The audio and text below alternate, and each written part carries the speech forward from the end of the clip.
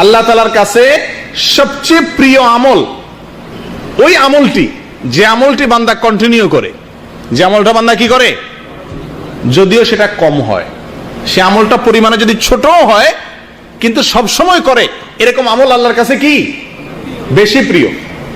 যে কোনো আমল আল্লাহর কাছে প্রিয়, কিন্তু বেশি প্রিয় কোন আমলটা, যে আমলটা বান্দা নিয়মিত করে। আজকে একদিন মাশাআল্লাহ মসজিদ ভর্তি হয়ে গেছেন, সবাই আসছেন, এটা আল্লাহর কাছে প্রিয়, এটা আল্লাহর কাছে কি, কিন্তু আল্লাহ সবচেয়ে প্রিয়। আপনি যদি আল্লাহকে ভালোবাসেন সবচেয়ে বেশি, ইমানদার, এই জন্য সবচেয়ে বেশি আল্লাহ পছন্দের কি জিনিস সেটা তো জানতে হবে। আল্লাহর কাছে সবচেয়ে প্রিয় হলো এই মজলিসের ভিতরে ওই সমস্ত লোকেরা যারা শুধু আজকের এই মাসিক প্রোগ্রামে না, সাপ্তাহিক দর্শেও আসে, বসে এবং সবসময় বসার চেষ্টা করেন, শুধু মাসে বা সিজনে না। তারা হলেন আল্লাহর কাছে অধিক প্রিয়। মনে থাকবে তো ইনশাআল্লাহ?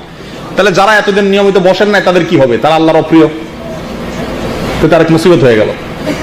যারা সবসময় সাপ্তাহিক দর্শে বসেন না, তাহলে এই হাদিসের আলোকে তারা নিয়মিত আমল করেন না, এই যে এক মাস পরে একবার করলেন, তাহলে তাদের কি হবে?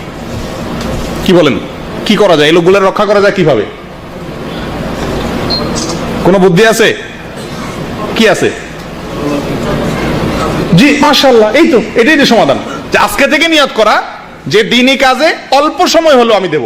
আমার 1 ঘন্টা বসার সময় হয় না, ঠিক আছে 5 মিনিট বসবো, 10 মিনিট বসবো, একটা কথা শুনবো, হাজিরা দেব, এটুকু করা যায় কি যায় না? আল্লাহর কাছে সবচেয়ে প্রিয় আমল এর মধ্যে থেকে একটা হলো যে আমলটা বান্দা কন্টিনিউ করে। একসাথে 10,000 টাকা দিয়ে দিলেন আল্লাহ রাস্তা, এটা আল্লাহর কাছে প্রিয়, কিন্তু তার চাইতে প্রিয় হলো সব সময় আপনি কি করেন, অল্প বেশ করে আল্লাহ রাস্তায় দান করেন। কথা বুঝে আসছে ভাই? একজন লোক রমজান আসলে মাশাআল্লাহ, এই সামনে রমজান আসতেছে না, কোরআন খতম করবে। অনেক লোকের ভিতরে, আমাদের ভিতরে মাশাআল্লাহ এই ভালো ইচ্ছা আছে, আমরা কোরআনটাকে রমজান মাসে কি করতে চাই, তেলাওয়াত করে খতম করতে চাই। রমজান মাসে কোরআনকে কি করি আমরা, তেলাওয়াত করে শেষ করতে চাই, যে পুরা কোরআন আমরা কোরআন রমজানে তেলাওয়াত করব। বেশিরভাগ লোকের ভিতরে এই প্রেরণাটা আছে না আমাদের দেশে, আলহামদুলিল্লাহ। এটা ভালো, এই প্রেরণাটা কি ভালো। তো এর চাইতে ভালো প্রেরণা হলো কি, খতম আমি রমজানে করতে পারবো না ভাই, তবে রমজান এবং রমজানের বাইরে সব সময় 10 আয়াত করে হলেও পড়ব। একেবারে এক রমজানে 30 পারা পড়লাম আর 11 মাসে 1 পারাও পড়লাম না, হয় না? হয় না এরকম?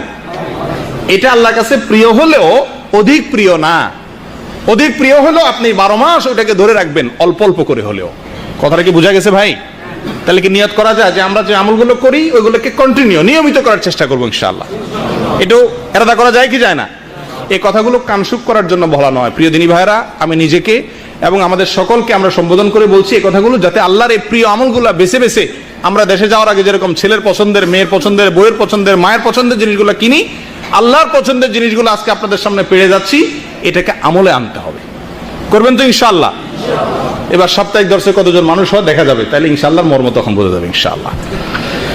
জি, চতুর্থত যে হাদিসটি বলতে চাই সেটা হলো আল্লাহর প্রিয় আমলগুলোর মধ্যে থেকে একটা হলো অধিক হারে জিকির করা।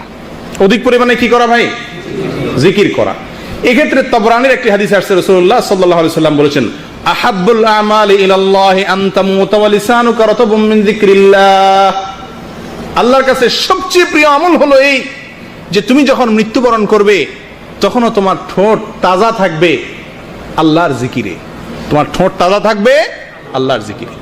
সুবহানাল্লাহ, কঠিন কাজ। এটা কিভাবে সম্ভব? দুনিয়াতে জিকির করা সম্ভব, কিন্তু মরার সময় আমার ঠোঁট তাজা থাকবে জিকির করতে, এই গ্যারান্টি আমি কিভাবে দেব? কি ভাই, এই আমলটা কেমনে করা যায়? এটা বুদ্ধি দেন। আমলটা বুঝছেন তো? মারা যাবেন যখন, আপনার যখন রূহ বের হবে ওই মুহূর্তে আপনার ঠোঁটে জিকির থাকবে। এটি আল্লাহর কাছে সবচেয়ে প্রিয়। যে বান্দা মারা যাবে তখনও আল্লাহ তার ঠোঁটে জিকির থাকবে, আল্লাহর কাছে সবচেয়ে প্রিয়। এখন আল্লাহর এই প্রিয় কাজটি কিভাবে করবেন? মারা যাওয়ার সময় আমরা মুখের ঠোঁটে জিকির আসবে, এটা কিভাবে আমি আনতে পারি? জি জি জি মাশাআল্লাহ। আমি এটাকে সারা জীবন যদি জিকিরকে আমার জীবনের অংশ বানিয়ে নেই, তো মৃত্যুর সময় অটোমেটিক আমার মুখ থেকে কি আসবে? জিকির আসবে। প্রিয় দিনী ভাইরা, আমরা শুইলে স্বপ্নে দেখি অনেক সময়, না? কি স্বপ্নে দেখি? মানুষের স্বপ্নের বেশিরভাগ স্বপ্ন দেখে সেই জিনিসগুলো যেগুলো মানুষ স্বপ্নের বাইরে, ঘুমের বাইরে মানুষ কি করে? কল্পনা জল্পনা করে। কথা বুঝে আসছে? আপনি আপনার কাজকে যতবার স্বপ্নে দেখছেন, দেশের প্রেসিডেন্ট হয়েছেন, সেই স্বপ্ন কি এতবার দেখছেন? মোটেও না। কারণ হলো সারাদিন যে কাজটা করা হয় শুলে ওইটাই মানুষ দেখে। মনে রাখবেন, মৃত্যুর সময় আপনার মুখ দিয়ে সেই জিনিসটা অটোমেটিকলি আসবে যেটা আপনি সারা জীবন জপছেন। এবার আপনি নিজের হিসাব নিজে কষেন, আপনার সারাদিনের ভিতরে জিকির কি পরিমাণ হয়। জিকির সম্পর্কে একটু বিস্তারিত বলতে হয়। জিকির কাকে বলা হয়? জিকির শব্দের অর্থ হলো অন্তর দ্বারা আল্লাহকে স্মরণ করা। অন্তর দ্বারা আল্লাহকে স্মরণ করা হলো জিকিরের মূল অর্থ। কিন্তু অন্তরে যে আল্লাহকে জিকির করে, স্মরণ হয়, তার প্রমাণ প্রকাশ পায় মুখের দ্বারা। কথা বোঝা আসছে? সবচেয়ে উত্তম জিকির কি? সবচেয়ে উত্তম শ্রেষ্ঠ জিকির কোনটা? এক হাদিসে আসছে কোরআন তেলাওয়াতের কথা, অন্য হাদিসে আসছে লা ইলাহা ইল্লাল্লাহর কথা। এগুলো সবগুলাই উত্তম জিকির। আর আল্লাহ তাআলার প্রিয় আরো কিছু জিকির আছে যেগুলো আমাদের সামনে আলোচনা আসবে ইনশাআল্লাহ। তাহলে জিকির আমরা করব সবসময়, ঠিক আছে তো ইনশাআল্লাহ। কিন্তু জিকিরের ক্ষেত্রে একটু ভেজাল আছে। সেটা হলো জিকিরের ক্ষেত্রে বেশিরভাগ জিকির বলতেই বেদাতি জিকিরগুলো আমাদের সামনে ফুটে ওঠে। বেদাতি জিকির কোন জিকির? যেই জিকির মন গড়া পদ্ধতিতে করা হয়। মন গড়া পদ্ধতিতে করা হয়। জিকির সম্পর্কে একটা বিস্তারিত একটা আলোচনা দরকার। আশা করি এই সম্পর্কে আপনারা পরবর্তীতে কোনো আলোচনা দ্বারা জেনে নেবেন অথবা কোনো বই পুস্তক পড়ে নেবেন। সঙ্গে বসে এটুকু বলি, কোরআন এবং হাদিসে রাসূলুল্লাহ সাল্লাল্লাহু আলাইহি সাল্লাম এবং আল্লাহ তাআলা আমাদেরকে জিকিরের যেই ফরম্যাটগুলো দিয়েছেন, যে বাক্যগুলো শিখে গিয়েছেন, ওইগুলোকে উনি যেভাবে বলেছেন, যেটাকে সাধারণভাবে রেখেছেন সেটাকে সাধারণভাবে, যেটা সংখ্যা বর্ণনা করেছেন ওটাকে সংখ্যা অনুযায়ী আমরা করতে থাকবো। এটা হলো জিকির। মনে থাকবে তো ইনশাআল্লাহ।